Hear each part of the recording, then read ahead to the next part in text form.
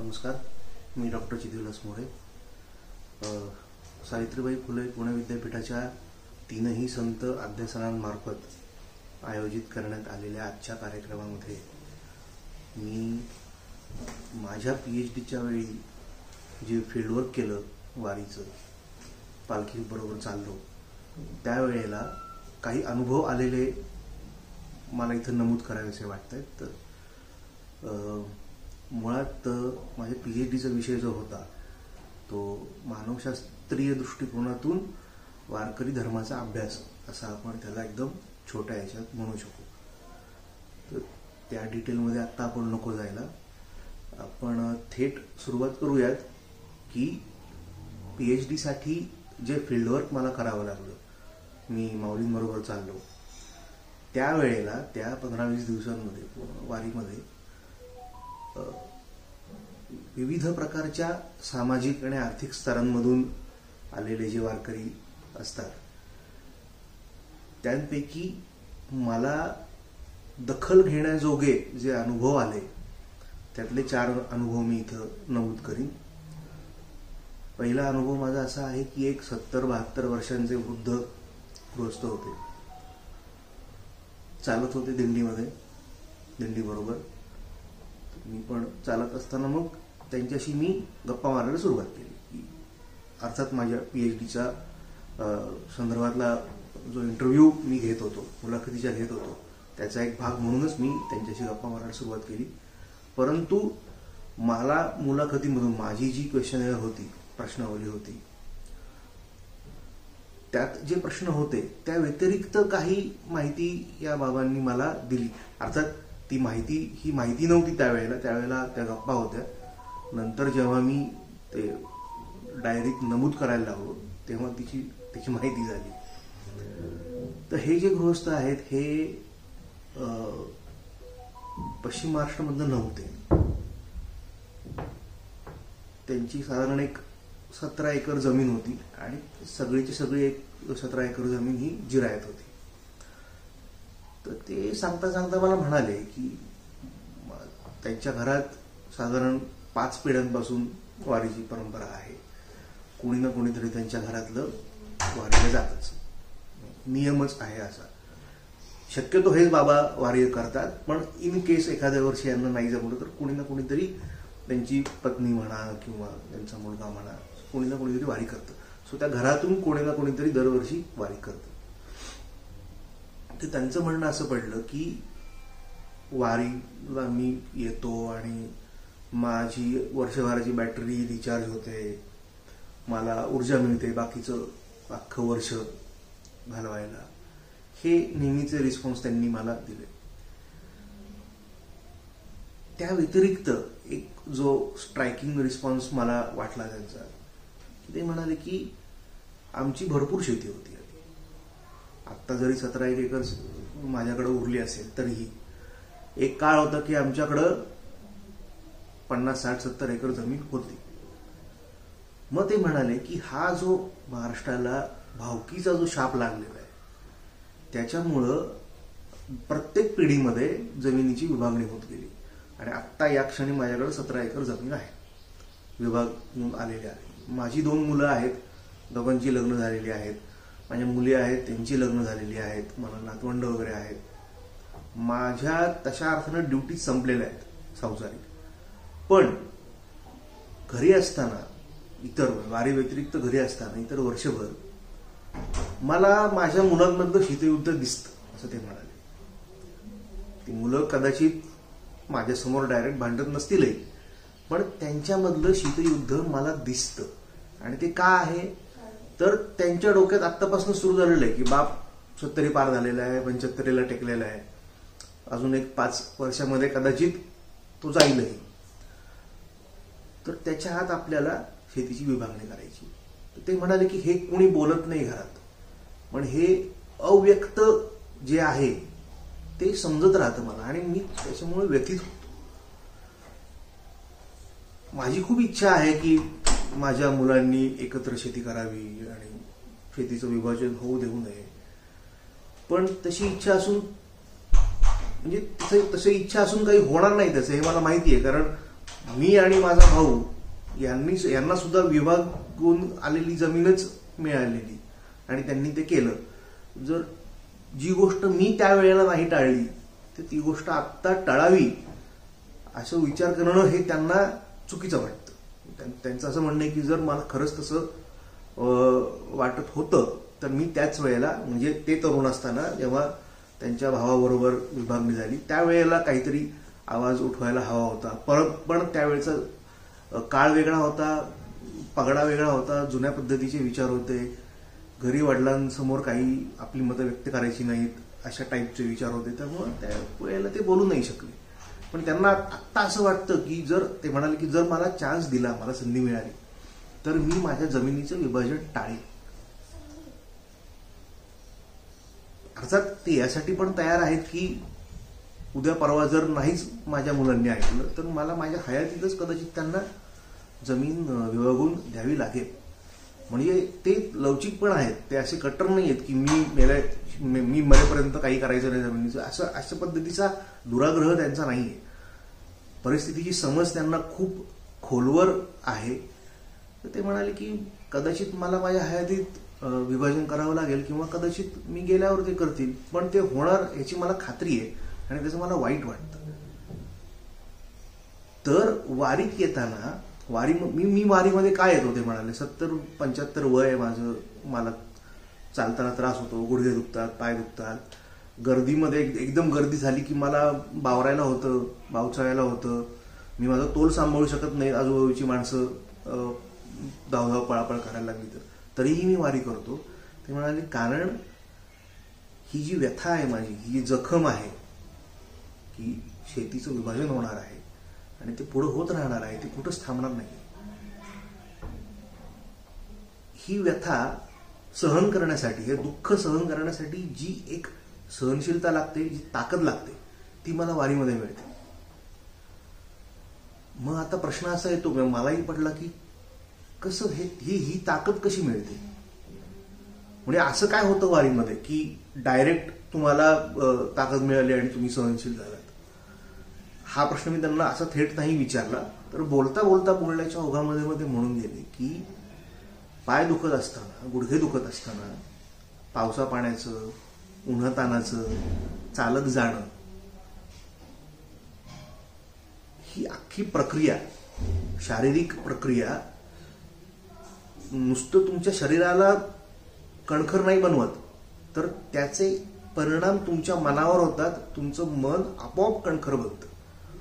आता हे नेमकं होतं कसं, याचं शास्त्रीय विश्लेषण वगैरे करण्याच्या भानगडीत आपण पुढे नको, कारण मग त्यासाठी वेगवेगळ्या टेस्ट आणि वगैरे वगैरे कराव्या लागतील कदाचित. पण त्यांचा हा क्लेम होता, त्यांनी हा दावा केला की चालताना, वारीमध्ये चालताना ज्या अडचणींचा सामना मला करावा लागतो त्याच्यामुळं माझं शरीर जसं कणखर बनतं तसंच माझं मनही कणखर बनतं आणि हा कणखरपणा मला इतर वर्षभर तिचे दुःख आहे शेतीच्या विभाजनाचं ते सहन करण्याला मदत करतो. आता हे ऑल टुगेदर वेगळंच काहीतरी परसेप्शन त्यावेळेला मला मिळालं. पण ते बाबा असं म्हणाले की हे खरं कारण आहे मी वारी करतो याचं, म्हणजे माझी विठ्ठलावर भक्ती आहे, मला वारीमध्ये चालताना माझी 4-5 पिढ्यांची परंपरा पूर्ण केल्याचं समाधान मिळतं वगैरे, या सगळ्या गोष्टी एका बाजूला म्हणाले. पण आत्ता या क्षणी वयाच्या 17व्या वर्षी ह्या सगळ्या गोष्टी दुय्यम ठरतात माझ्यासाठी सगळ्यात जास्त महत्वाची गोष्ट ठरते की मी वारीत चालत असताना 20 दिवस का होईना तो जो अनसेड कलह आहे, घरातला अव्यक्त कलह आहे, त्यापासून लांब जातो. त्या 20 दिवसात माझी मुलं काय करत असतील, एकमेकांबरोबर भांडत असतील का, नसतील का, त्याच्याशी मला देणंघेणंच नाही आहे. मला चालताना मी सतत, म्हणजे इतर वारकरी अभंग म्हणत असतील, काय करत असतील, पण चालताना माझ्या मनात सतत एकच दोषा असतो की विठ्ठला, की जर तुझी कृपा झाली माझ्यावर, समजा होऊ शकली, तर फक्त एकच कर की हे जो शाप लागलेला आहे महाराष्ट्रातल्या सगळ्याच भावकीला शेतीच्या विभाजनाचा, जमिनीच्या विभाजनाचा, तो बघ बाबा, तो तुला थांबव झाला तर थांबव, असं त्यांचं एक म्हणणं पडलं होतं. हा एक एकदम ऑलटुगेदर वेगळा, की याच्या आधीच्या अभ्यासकांनी न मांडलेला एकदम ग्रासरूट लेवलचा हा एक अनुभव मला आला. त्यानंतरचा एक अनुभव असा आहे माझा की आपण सगळे जाणतोच की संप्रदायामध्ये व्यसनांना थारा नाहीये. तर असा एक गृहस्थ चालता चालता माझ्या नजरेत आले. वय असेल 40-42 काहीतरी. त्यांच्या गावाकडे ते, मी मुद्दामून गावांची नावं वगैरे सांगत नाहीये, मला ती रिव्हील करायची नाहीये. त्यांच्या गावाकडे ते एक भाजीचा स्टॉल चालवतात. आहे छोटंसं कुटुंब आहे, संसार चाललाय व्यवस्थित. पण यांना दारूचं व्यसन होतं. आणि सुरुवातीला कुठलंही व्यसन छोटंच असतं, हळूहळू ते वाढत जातं. मग त्याचं रूप फारच मोठं होतं आणि मग तो त्रासदायक ठरायला लागतो. तेच यांच्या बाबतीत झालं. सुरुवातीला काही प्रॉब्लेम नाही आला घरच्यांना, पण नंतर हळूहळू मग व्यसन वाढलं. व्यसनापायी पैसे खर्च व्हायला लागले. त्याच्यामुळं व्यवसायावर परिणाम व्हायला लागला. ही सगळी कारणं, ही सगळी परिणाम आलेच त्याचे. त्यांच्या आईनं एक दिवस, घरचे सगळे सांगून थकले, व्यसन सोडा, हे करा ते करा वगैरे. तर एक दिवस त्यांच्या आई त्यांच्या घरात सप्ताह, त्यांच्या गावात सप्ताह आयोजित करायचे एक कुणीतरी फडप्रमुख. तर त्यांची आई जायची कीर्तनांना, प्रवचनांना. तर एक वर्षी त्यांची आई म्हणाली, तू पण चल, बघ तर काय सांगतायत ते. तर हे गृहस्थ गेले. ते म्हणाले की ते कीर्तनकार जे आहेत त्यांनी वेगळं काहीच सांगितलं नाही मला. याच्या आधी आमच्या घरच्यांनी, नातेवाईकांनी किंवा मला म्हणजे कुठल्या डॉक्टरकडे घेऊन गेले होते, त्यांनी जे सांगितलं तेच दुष्परिणाम व्यसनाचे, की दारू पिऊन लिव्हर खराब होईल आणि मग संसाराची धुळधाण होईल वगैरे वगैरे, तेच सांगितलं. काहीही त्यांनी वेगळं सांगितलं नाही. पण तरीही इतरांचं सांगणं आणि ह्यांचं सांगणं, या बुवांचं सांगणं, ह्याच्यामध्ये ते म्हटले मला अजूनही कळत नाहीये की फरक नेमका कुठं होता. मला सगळं माहीत असूनही मला यांचं ऐकावंसं वाटलं. जे इतरांनी सांगितलेलं मला ऐकावंसं कधी वाटलं नाही. जेव्हा इतर लोक मला सांगतात की अरे दारू पिऊ नको, तेव्हा मला राग येतो की मी माझ्या पैशानं पितोय, तुमच्या बापाचं काय जातं, असं माझं होतं. आणि मी खूप लोकांशी भांडलेलो पण या विषयावर. पण जेव्हा हे बुवा कीर्तनातनं सांगत होते तेव्हा हे गृहस्थ म्हणाले की काहीतरी कुठेतरी झालं, ब्रेन मधली काहीतरी कुठली तरी खिट्टी सरकली किंवा कळ दाबली गेली म्हणा. पण त्यांचं जे म्हणणं आहे बुवांचं, ते मला जाणवलं की ते माझ्या आतपर्यंत चाललंय. सेमच कंटेंट सेम. बुवा असं काहीच वेगळे बोलले नाहीत जे इतर त्यांचे नातेवाईक किंवा डॉक्टर वगैरे बोलले. पण इतर लोक जेव्हा बोलले तेव्हा ते पालथ्या घड्यावर पाणी ठरलं. आणि बुवा जेव्हा बोलले तेव्हा तो पार घडा काठोकाठ भरून गेला. आणि बुवांचा जो संदेश आहे तो मला कळला, तो भिडला आतपर्यंत, असं यांचं म्हणणं होतं.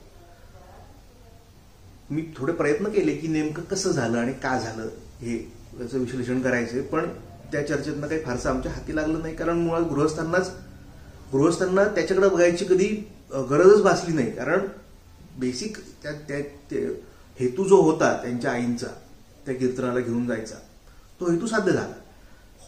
त्या दिवसापासून या गृहस्थांनी दारूच्या थेंबालाही स्पर्श नाही केला.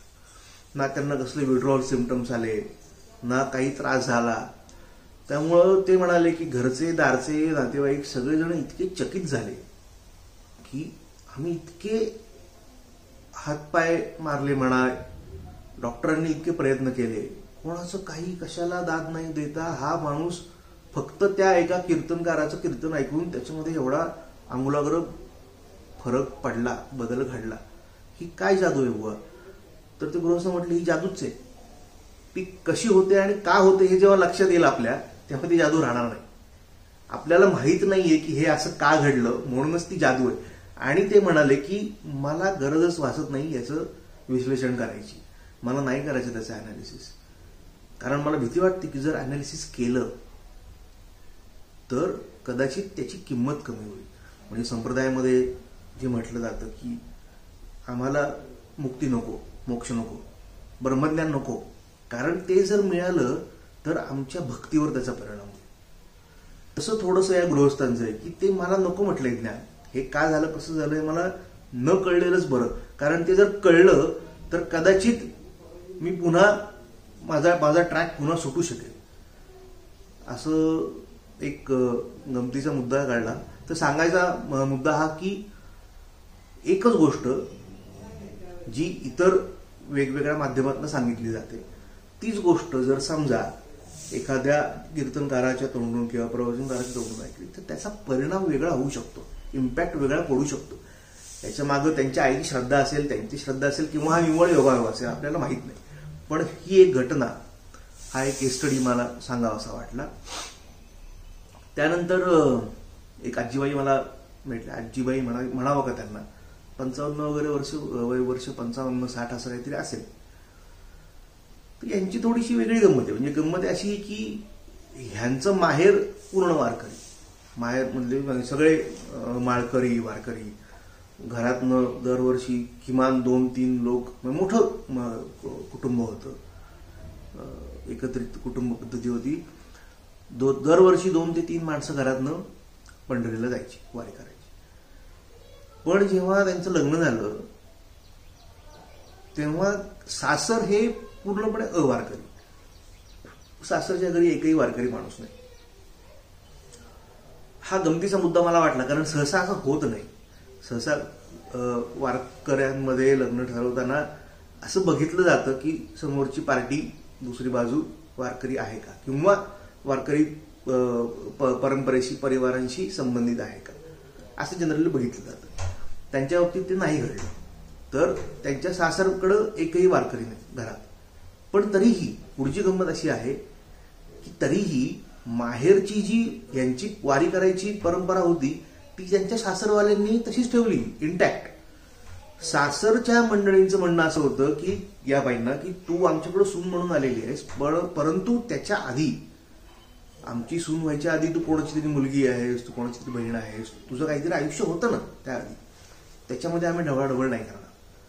तर तुला वारी करायची, तू वारी कर. त्या 20 दिवसांमध्ये तुझी जी जबाबदारी आहे या कुटुंबाप्रतीची, या घराप्रतीची, त्याची काळजी तू करू नको, आम्ही मॅनेज करू. असं स्टँड त्या सासरच्यांनी घेतला. आणि मला हे फार महत्वाचं वाटतं की अशा पद्धतीची पुरोगामी कुटुंब अजूनही गावागावामध्ये अस्तित्वात आहेत. तर याबाई म्हणाल्या की मला सुरुवातीला थोडं कामकोंड झालं, कारण नाही म्हटलं तरी पगडा असतो परंपरेचा. सून म्हटल्यावर सुनेची कर्तव्य येतात, ती पार पाडायची असतात. पण ती म्हणाली सासरच्यांनी मला इतकं समजून घेतलं की दरवर्षी माझी वारी ही माझी राहत नाही, ती सगळ्या घराची होते. हा फार महत्वाचा मुद्दा आहे.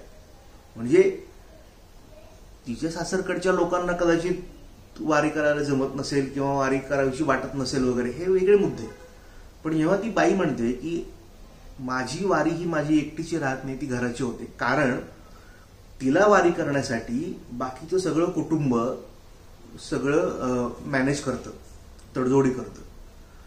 तर हा एक महत्वाचा मुद्दा मला वाटला त्या बाईंकडनं आलेला. आणि अजून एक चौथी एक छोटीशी गोष्ट सांगतो आणि थांबतो मी. एक 20 वर्षाचा मुलगा मला भेटला. आता ही अशा 20-21 वर्षाची जी तरुणाई असते, उत्फुल्ल असते, ऊर्जा वाहत असते ओसंडून, ती दिसते लांबून.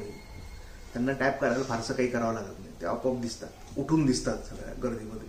तसा हा दिसला उठून मला. मी स्वतःच त्याच्याकडे गेलो, त्याशी बोललो. तर तो BA करत होता आणि त्याच्या घरी कुणी वारकरी नाही. वारकरी नाही ते सोडा, त्याच्या घरी कुणी फारसं श्रद्धाळू पण नाही, भाविक पण नाही. म्हणजे अगदी घरामध्ये देवारा असायचा म्हणून आहे अशा टाईपचं आहे. त्याचं रोज कोणीतरी पूजा केली जाते किंवा काय असं सोपस्कार पार पाडले जातात असं अजिबात नाही. उगाच आपलं देवारा असतो घरात म्हणून ठेवलेला आहे आणि कुठलीतरी एक मूर्ती ठेवलेली आहे तिथं औपचारिकता म्हणून.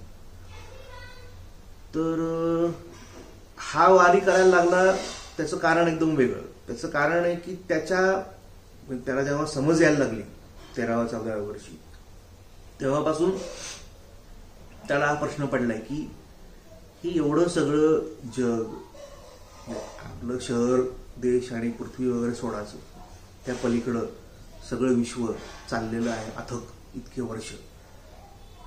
याच्या मागे काहीतरी फोर्स असला पाहिजे, कुठली तरी शक्ती असली पाहिजे, त्याच्यामुळे हे चालू आहे. तर तेव्हापासून या मुलाला त्या शक्तीचा शोध घ्यायची इच्छा आहे.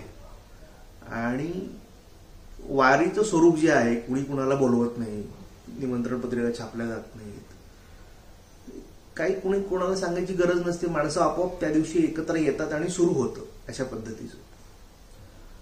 तर हे त्याला जास्त फॅसिनेटिंग वाटलं. ही जी प्रोसेस आहे वारीची, ती त्याला फॅसिनेटिंग वाटली. तो म्हटला कदाचित त्याचा विचार असा झाला त्यावेळेला की कदाचित हे विश्व पण असंच ऑर्गॅनिकली चालू असेल, की काही कुणी वेगळं करायची गरज नसते, आपोआप गोष्टी त्या त्या जागी घडत राहतात आणि पुढं सगळा गाडा जात राहतो. ते कसं काय, ह्या दृष्टिकोनातनं त्यानं वारी करायला सुरुवात केली. त्याचं हे काय 3रं का 4थं वर्ष असेल ते वारीचं. त्याच्या घरच्यांनी थट्टा उडवली, काय तू वारीमध्ये जाऊन काय होतं का वगैरे. मग म्हटलं मला काही फरकच पडत नाही, हे लोक काय बोलतात. मुद्दा असा आहे त्याच्या दृष्टीनं की कुठलीही प्रक्रिया समजून घ्यायची झाली तर त्या प्रक्रियेचा भाग व्हावा लागतो. तुम्ही काठावर बसून पोहणं शिकू शकत नाही. जोपर्यंत त्यात उतरत नाही तोपर्यंत कळत नाही ते कसं करायचं. ते त्याचं म्हणणं असं पडलं, त्यांनी हे जे वारीचं प्रारूप आहे हे त्याच्या आता अर्थात त्यानं गाथा काही वाचलेली नाही, त्यानं ज्ञानेश्वरी वाचलेली नाही. तो आपली बाकी त्याचं सगळं वर्षभराचं व्यवधानं सांभाळून फक्त 20 दिवस वारी करतो. बाकी तो कुठल्याही याच्यात पडत नाही. एकादशी करा म्हणा किंवा बाकी कुठलेही रिच्युअल्स करा, या भानगडीत तो पडत नाही. तो फक्त वारी करतो 15 ते 20 दिवसांची. तर त्याचं म्हणणं असं पडलं की हे जे प्रारूप आहे वारीचं, तेच प्रारूप, तो म्हणाला की तेच प्रारूप मला असं वाटतं की आपण माणसाच्या जन्माला लावू शकतो. रादर कुठल्याही माणूस, प्राणी, कुणी असेल त्याच्या जन्माला आपण तसंच्या तसं ऍप्लिकेबल करू शकतो. अगदी निर्जीव वस्तूंना सुद्धा ते आपण ऍप्लिकेबल करू शकतो, असं त्याचं एक हे आहे, थिअरी आहे. ते आपण असं कसं करू शकतो की, तर तो म्हणाला की एक सुरुवात आणि शेवट हे जे 2 मुद्दे आहेत, ज्याला सुरुवात असते त्याला शेवट असतो. आणि हे वारीमध्ये पाहायला मिळतं की आपण सुरुवात करतो आणि आपण एका पॉइंटला जाऊन थांबतो आणि शेवट करतो. तर ती एक प्रक्रिया पूर्ण होते, ते वर्तुळ पूर्ण होतं. आणि त्याचं म्हणणं असं पडलं की अशा प्रकारची वर्तुळं ही प्रत्येकाच्या आयुष्यामध्ये असतात, वेगवेगळ्या लेवलवर असतात आणि प्रत्येकाच्या आयुष्यातली वेगवेगळी वर्तुळ एकमेकांना छेदत असतात. हे त्याचं एक इंटरप्रिटेशन वारीविषयी झालं. निर्जीव सजीव सगळ्या वस्तू एक, त्याचं म्हणणं असं होतं की त्यांनी कुठेतरी एक थिअरी वाचली इंटरनेटवर की जी कर्म तुम्ही करता त्या कर्मांवर आधारित तुम्हाला पुढचा जन्म वगैरे मिळतो. मग त्याला प्रश्न पडला, मग निर्जीव वस्तूंचं काय होतं? निर्जीव वस्तू तर काही कर्म करत नाहीत, तर त्यांचं काय होतं? आणि अजून त्यानं या सारख्या काही थिअरीज वाचल्या. तर मुद्दा सांगायचा असा आहे, मी त्या थिअरीजमध्ये पडत नाही कारण तो खूप भुलभुलैया आहे, जंजाळ नुसतंच, त्यातनं बाहेर पडायची वाट नाही. तर मुद्दा हा आहे की अशा प्रकारच्या माणसांना सुद्धा वारीमध्ये यावं असं वाटतं, पालखीबरोबर चालावं असं वाटतं. प्रत्येकाचे काही ना काहीतरी हेतू वेगळे असतात. पण गंमत अशी आहे की इतक्या व्हॅरिड, इतक्या वैविध्यपूर्ण हेतू साध्य करणारी एकच प्रोसेस आहे, ती म्हणजे वारी. प्रत्येकाचा एम जो म्हणू आपण, उद्देश जो म्हणू वारीमध्ये येण्याचा, तो वेगळा असतो आणि प्रत्येकाचा उद्देश पूर्ण होतो. प्रोसेस एकच आहे, पण या प्रोसेसमुळं पूर्ण होणारे हेतू उद्देश हे खूप असे व्हॅलिड आहेत. हा फार गमतीचा मुद्दा वाटतो मला. म्हणजे नॅचरल सायन्सेसमध्ये H2 आणि O एकत्र केले की पाणी होतं किंवा 2+2 4 होतात. तसं या प्रोसेसचं नाही आहे. प्रत्येकाची जर्नी वेगळी आहे, प्रत्येकाचा रस्ता वेगळा आहे, पण तरी फायनल डेस्टिनेशन जे आहे ते एकच आहे. प्रत्येकाचा उद्देश साध्य होतोच आहे. हा मला फार महत्वाचा मुद्दा वाटतो. आणि एक शेवटचा मुद्दा सांगून मी थांबतो की या 4 गोष्टी ज्या मी आता सांगितल्या त्यांपैकी ते जे गृहस्थ आहेत 70-72 वर्षांचे पहिल्या गोष्टीमधले, ते म्हणाले की मला नाही जमत धावपळ करायला, त्यामुळं मी काही पालखीच्या पादुकांच्या दर्शनाला जात नाही मुक्कामाच्या ठिकाणी. दुसरे जे गृहस्थ होते 40 वर्षांचे ज्यांनी दारू सोडली, ते म्हणाले कुठं का मुक्काम असे ना आमच्या दिंडीचा, ज्या रात्री ज्या गावात ती पालखी उतरते त्या रात्री मी कसंही करून दर्शन घेतोच घेतो. म्हणजे ते प्रत्येक मुक्कामाला दर्शन घेतात, पालखीचं घेतातच घेतात. ते दुसऱ्या ज्या बाई होत्या आपल्या 55 वर्षांच्या, त्या म्हणाल्या मी पण दर्शन घेते, पालखीचं रोज दर्शन घेतल्याशिवाय माझं समाधानच होत नाही म्हणाले. आणि हा जो 20 वर्षाचा मुलगा आहे शेवटच्या गोष्टीतला, तो म्हणतो त्याचं वेगळंच इक्वेशनच वेगळं आहे, समीकरणच वेगळं आहे त्याचं. तो म्हणतो की मला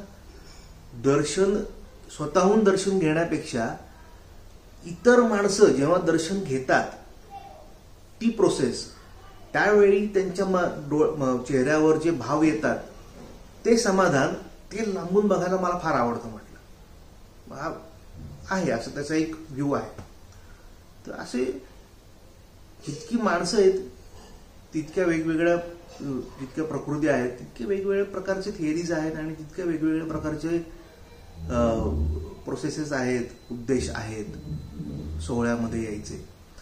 आणि सोहळा प्रत्येकाचे उद्देश पूर्ण करतो, प्रत्येकाचे हेतू सफल करतो.